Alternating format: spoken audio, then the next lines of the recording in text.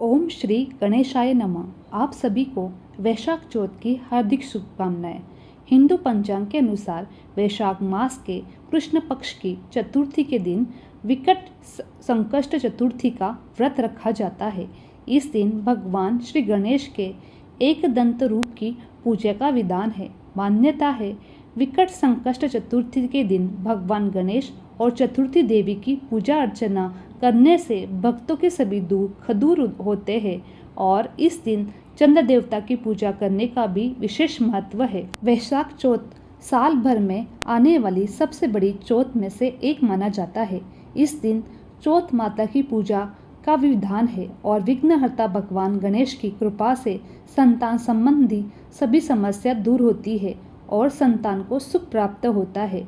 आने वाले सभी संकट दूर होते हैं। अब सुनिए आज के दिन सुनी जाने वाली कथा। उससे पहले मैं आपको बता देती हूँ कि हमारे चैनल पर हर दिन सुबह वैशाख मास महात्मा की कथाएं भी सुनी जा रही है। अगर आपको यह कथा सुनना पसंद हो तो एक बार हमारे चैनल पर इन कथाओं को भी आप ज़रूर सुनिएगा।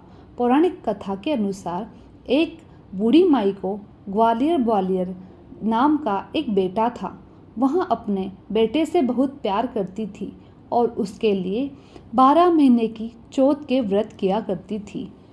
बूढ़ी माँ बेटे के लिए हमेशा लकड़ियाँ काट कर लाती और दोनों माँ बेटे बाजार में लकड़ियाँ बेचकर अपना गुजारा किया करते थे। बूढ़ी अम्मा रोज़ाना लकड़ियों में से कुछ लकड़ियाँ अलग रखती और चौथ के दिन अपने बेटे से छुपकर उन्हें बेचकर सामान लाती और 5 चूरमे के लड्डू बनाती। एक लड्डू अपने बेटे को खिलाती और एक लड्डू खुद खाती थी। एक बार चौथ का ही दिन था। बूढ़ी अम्मा का बेटा अपने पड़ोसन के पास गया। उसने देखा पड़ोसन ने चूरमा बनाकर रखा था। उसने पड़ोसन से पूछा कि आज कौन सा त्यौहार है, आपने चूरमा बनाया है। पड़ोसन कहने लगी, मैंने तो आज ही चूरमा बनाया है, लेकिन आपकी माँ तो हर चौथ के दिन चूरमा बनाती है और आपको खाने के लिए नहीं देती है क्या? तो बेटे ने कहा कि हाँ देती है। फिर पड़ोसन ने बूढ़ी अम्मा के बेटे से कहा, आप जो लकड़ियाँ काट कर लाते हो उनमें से कुछ लकड़ियाँ आपकी माँ छुपा कर बेचती है और उन लकड़ियों से मिलने वाले पैसे से चूरमा बनाती है। यह बात सुनकर बेटा अपनी माँ के पास गया और माँ से बोला, माँ मैं इतनी मेहनत से लकड़ियाँ लेकर आता हूँ और तू चूरमा बनाकर खुद ही खा जाती है। आज से तुम मुझे छोड़ दे या फिर चौथ माता का व्रत छोड़ दे। माँ ने कहा, बेटा मैं तो यह व्रत तुम्हारे लिए ही करती हूँ, तुम्हें छोड़ सकती हूँ लेकिन चौथ माता का व्रत करना नहीं छोड़ सकती। बेटा नाराज़ होकर घर छोड़कर जाने लगा। माँ ने कहा, बेटा तू जा रहा है लेकिन यह कुछ अनाज है जिसमें चौथ माता की कहानी मैंने सुनी है, यह लेकर जा और जब भी संकट आए चौथ माता का नाम लेकर कुछ दाने वहाँ पे डाल देना। बेटे ने सोचा कि ये तो झूठ है लेकिन कोई बात नहीं। ऐसा सोचकर उसने वो अनाज खुद के पास रख लिए। घर से चल पड़ा। थोड़ी दूर ही घर से निकला था। उसने देखा कि आगे रास्ते में खून की नदी बह रही थी और कहाँ से भी रास्ता नजर ही नहीं आ रहा था। उसने चौथ माता का नाम लिया, थोड़े अनाज के दाने लिए और वहाँ डाल दिए। कहा, हे चौथ माता, अगर आप सच्ची हो तो यह रास्ता हो जाए। ऐसा कहते ही वह नदी सूख गई। वहाँ रास्ता बन गया। वह लड़का आगे बढ़ा। आगे जंगल में पहुँचने पर थोड़ी ही देर में रात हो गई। जंगल में जंगली जानवर बोलने लगे।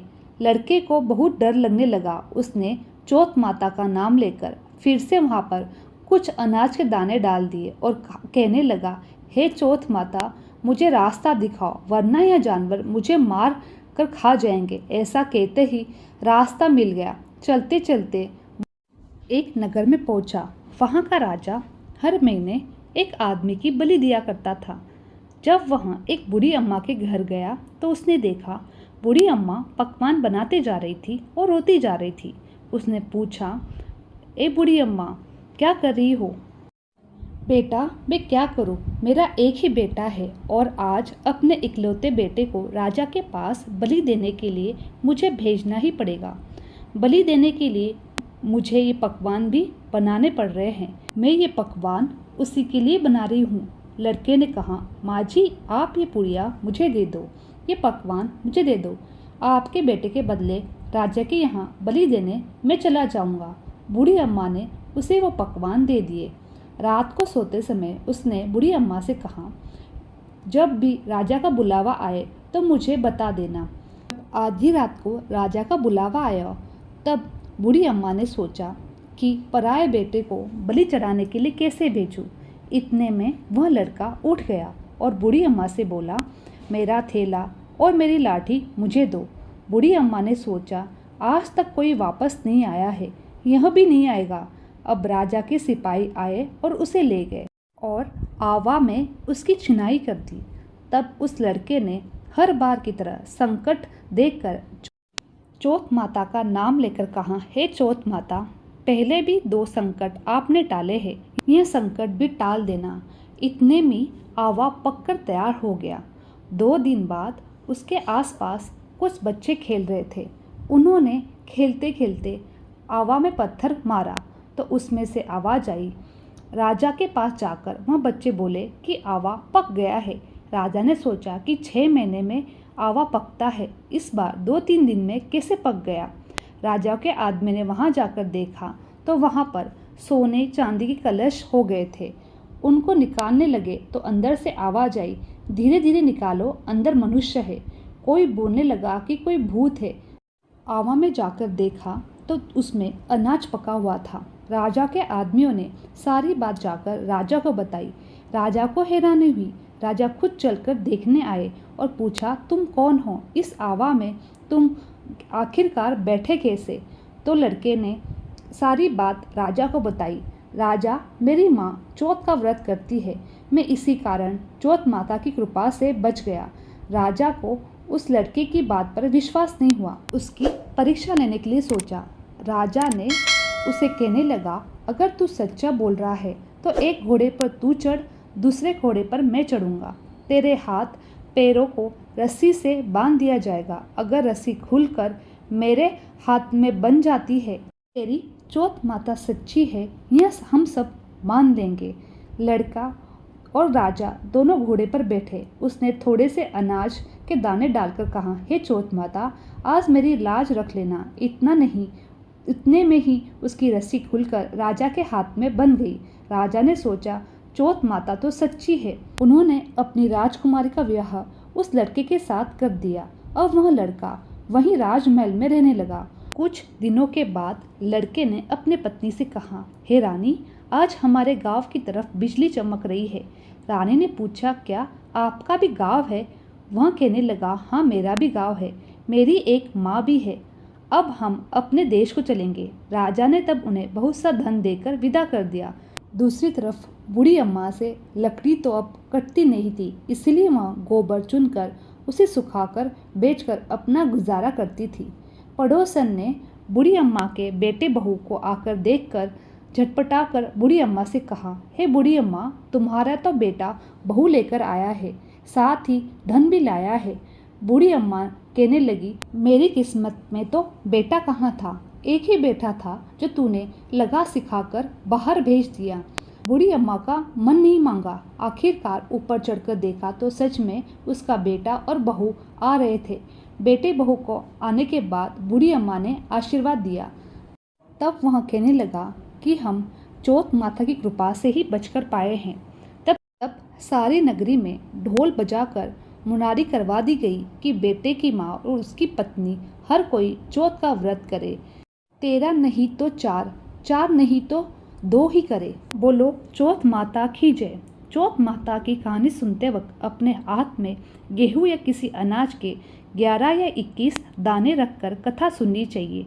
जब भी कोई शुभ कार्य करना हो तो यहाँ जब भी कोई परेशानी आए तो इन आँखों को अपने हाथ में रखकर चौथ माता का ध्यान करके चौथ माता से विनती करनी चाहिए। ऐसा करने से चौथ माता सभी मनोकामनाएं पूर्ण करती है और सभी संकट दूर करती है। प्रेम से बोले विघ्नहर्ता भगवान गणेश की जय। चौथ माता की जय। चौथ माता व्रत के बाद गणेश जी की कहानी ज़रूर सुननी चाहिए। बोलो भगवान गणेश की जय। एक बुढ़िया माई थी। वह बहुत ही गरीब थी और दृष्टिहीन थी। उसका एक बेटा और बहू थे। वह बुढ़िया सदैव गणेश जी की पूजा किया करती थी। एक दिन गणेश जी प्रकट होकर उस बुढ़िया से बोले, बुढ़िया माँ, तू जो चाहे मांग ले। बुढ़िया बोली, मुझसे तो मांगना नहीं आता, कैसे और क्या मांगू। तब गणेश जी बोले, अपने बेटे बहू से पूछ कर मांग ले। तब बुढ़िया ने अपने बेटे से कहा, गणेश जी कहते हैं तू कुछ मांग ले, बता मैं क्या मांगू। पुत्र ने कहा, माँ तू धन मांग ले। बहू से पूछा तो बहू ने कहा, नाती मांग ले। तब बुढ़िया ने सोचा कि ये तो अपने अपने मतलब की बात कर रहे हैं। अंत उस बुढ़िया ने पड़ोसन से पूछा तो उन्होंने कहा, बुढ़िया तू तो थोड़े ही दिन जिएगी, क्या तू धन मांगे और क्या तू नाती मांगे। तू तो अपनी आंखें की रोशनी मांग, जिससे तेरी जिंदगी आराम से कट जाए। इस पर बुढ़िया बोली, यदि आप प्रसन्न हो तो मुझे 9 करोड़ की माया दे, निरोगी काया दे, अमर सुहाग दे, आंखों की रोशनी दे, नाती दे, पोता दे और सब परिवार का सुख दे, अंत में मोक्ष दे। यह सुनकर गणेश जी बोले, बुढ़िया माई, तूने तो हमको ठग लिया। फिर भी जो तूने मांगा है वचन के अनुसार सब तुझे मिलेगा। और यह कहकर गणेश जी अंतर्धान हो गए। उधर बुढ़िया माँ ने जो कुछ मांगा वह सब कुछ मिल गया। हे गणेश जी महाराज, जैसे तुमने उस बुढ़िया माई को सब कुछ दिया वैसे ही सबको देना। कहानी सुनते वाले को, कहने वाले को और हुकारा भरने वाले को। बोले गणेश जी महाराज की जय। बोलो चौथ माता की जय।